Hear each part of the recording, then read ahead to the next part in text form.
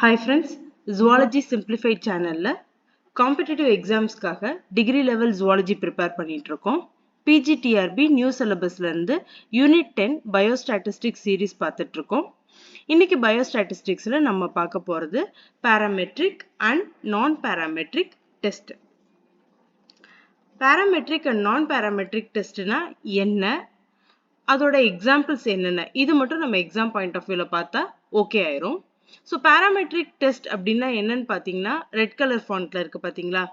paired t-test, unpaired t-test, Pearson correlation, one-way analysis of variation இது எல்லாமே examples for parametric test. இதில் இந்த t-testல நம்ம upcoming வீடியோல பார்ப்போம். Non-parametric testோட examples என்னன்னு பார்த்தோம்னா Wilson signed rank test, Mann-Whitney U-test, Spearman correlation, Ruskell-Wallis test இது எல்லாமே non-parametric testோட examples. So என்ன parametric testனா என்ன அப்படின்னா parametric testல அந்த population பத்தி ஒரு assumption நம்மளுக்கு ஏற்கனவே இருக்கும்.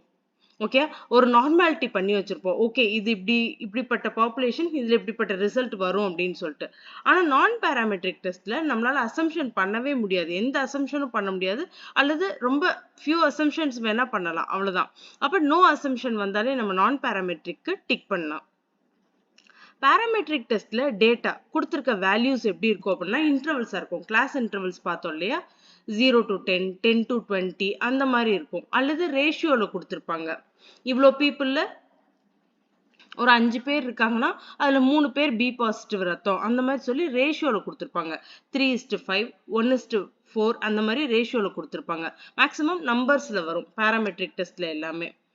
நான் பேராமெட்ரிக் டெஸ்ட்ல நாமினலா வரும் அல்லது ஆர்டினலா வரும். ஆர்டினல் அப்படின்றது என்ன அப்படின்னா ஃபர்ஸ்ட் வந்தது யாரு, செகண்ட், தேர்ட் அப்படின்னு ஆர்டினல் நம்பர்ஸ்ல இருக்கும். அல்லது நாமினலா இருக்கும். நாமினல் அப்படின்றது அந்த டேட்டா எப்படி இருக்கும்னா மேலா ஃபீமேலா, பிளட் குரூப் வந்து ஏ பி ஏபி ஓ அந்த மாதிரி ஆப்ஷன்ஸ் கொடுத்துருப்பாங்க இல்லையா, நம்ம சில அப்ளிகேஷன் ஃபார்ம்ல எல்லாம் ஃபில் பண்ணும்போது ஜெண்டர் மேலா ஃபீமேலா இந்த மாதிரி பார்க்கறது எல்லாமே நாமினல் தான்.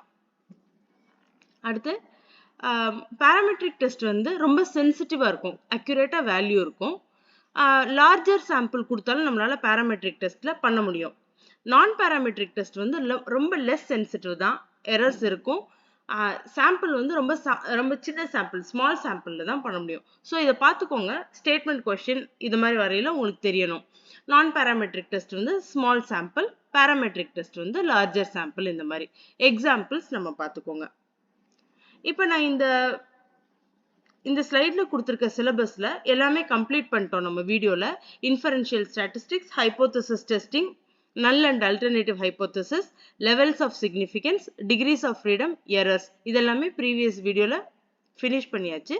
இந்த வீடியோல பேராமெட்ரிக் அண்ட் நான் பேராமெட்ரிக் டெஸ்ட்னா என்ன, அதோட எக்ஸாம்பிள்ஸ் எல்லாமே பார்த்தாச்சு. அதோட ப்ராப்பர்ட்டிஸ் நம்ம இந்த வீடியோல பார்த்துருக்கோம். கடைசியா இருக்கிற இந்த ஸ்டெப்ஸ் இன் ஹைபோதசிஸ் டெஸ்டிங் வந்து நான் ஆல்ரெடி கம்ப்ளீட் பண்ண வீடியோல கொடுத்துருக்கேன். ப்ரொசீஜர்ஸ் இன் ஹைபோதசிஸ் டெஸ்டிங் சொல்லிட்டு ஹைபோதசிஸ் டெஸ்டிங் வீடியோலயே வந்து கொடுத்துருக்கேன் கடைசி ஸ்லைடா. ஸோ அதை போய் நீங்க ரெஃபர் பண்ணிக்கோங்க. இதோட இந்த சிலபஸ் இந்த கட்டிங் வந்து முடிஞ்சிடுச்சு. நெக்ஸ்ட் வீடியோல ஒரு புது டாபிக்கோட பார்ப்போம். தேங்க்யூ.